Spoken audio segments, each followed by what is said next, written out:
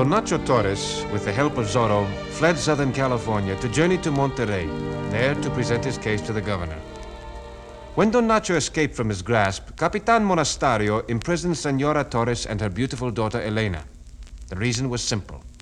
He wanted to use them as bait to lure Zorro to the pueblo. And when the masked rider appeared, Monastario would be ready for him. When Padre Felipe and I heard of the lady's imprisonment, we called on the Comandante. Padre, I offer the seat to your robe. Don Diego, you may stand. Now then, what can I do for you?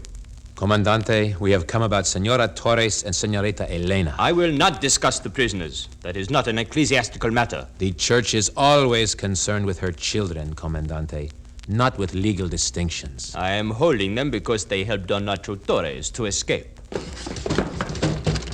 What is going on there? This man tried to force his way in, Comandante. It was only due to my great alertness and presence of mind that I was Silencio! I didn't ask how clever you are. I know. Now, who is this intruder? It is Benito. Well, Benito, what have you to say? Please, Comandante, I came to see the Senorita Elena. I must see her. What right have you to speak in this manner of Senorita Elena? Benito is young and impulsive, Comandante. He is also in love. And he is my head vaquero. I can hardly afford to lose him. Very well. He's not the game I'm after. Sergeant, as usual, you arrest the wrong man. You may go, Benito. But hear me well. If an Indian such as you ever again mentions the name of a Spanish lady with such ardor, you'll wish you'd been born without a tongue. Get out! In one day, Comandante, you do more harm to Spain's relations with the good people of this land than all our missions can undo in a year. Sergeant Garcia. See me, Comandante? Padre Felipe and Don Diego were also leaving. Please escort them out, as you did Benito. Si, Comandante. Will you accept bail for the ladies, Capitan? Yes. Their bail will be nothing less than a full confession. There was work for Zorro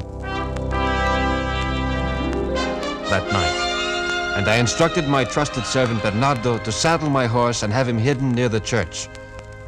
But before I could assume the identity of Zorro, another masked man with a flowing black cape appeared on the roof of the jail and silently descended into the deep shadows near the cell of Senora Torres. Suddenly, he materialized from the darkness, struck down the guard with the flat of his sword. Silently taking the iron key ring, he rushed across the courtyard to the cell block where Senora Torres and the beautiful Elena waited. He tried one key in the lock, but it did not fit. He tried another. As time grew precious, he redoubled his efforts to release the women. But a trooper, discovering the masked man, called out the guard. Guard! Guard! Frantic now, the masked man jammed still another key into the lock. But the latch would not turn. Panic crossed his face as he heard, It's Zorro! Grab him! Now at last we shall see the outlaws so long eluded the king's justice. See, we have him this time, Comandante. We? Take your ugly face away. I'll deal with the prisoner. Zorro, it will give me great pleasure to hang you. Now to see who you really are.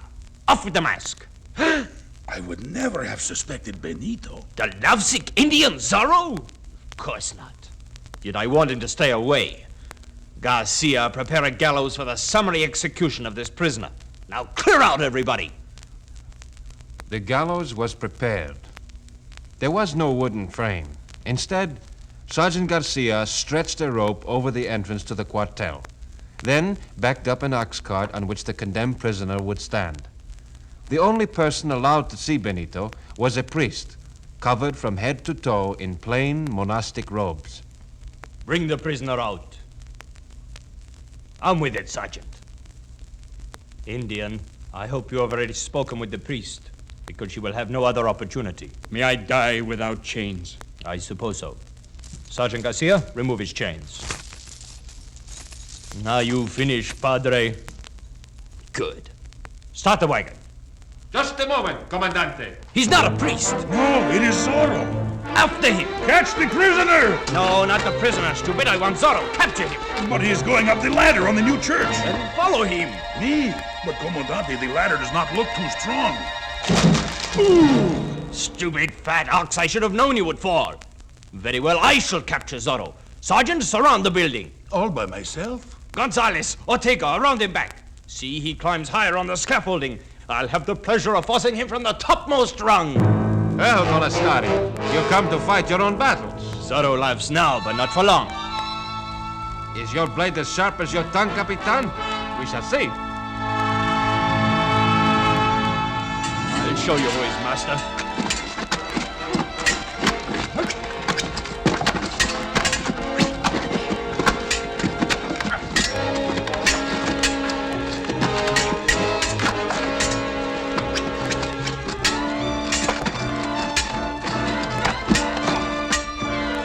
Look, here comes Garcia to my aid.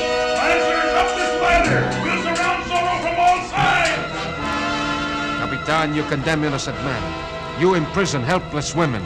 You exploit the peaceful Indians. You violate the church. But Zorro shall bring justice to our land. What are you doing?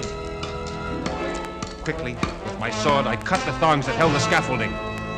Help! I'm falling! Ah! Yes, that is but the beginning of your fall, and the rise of truth and honest government in California. That is the promise of Zorro.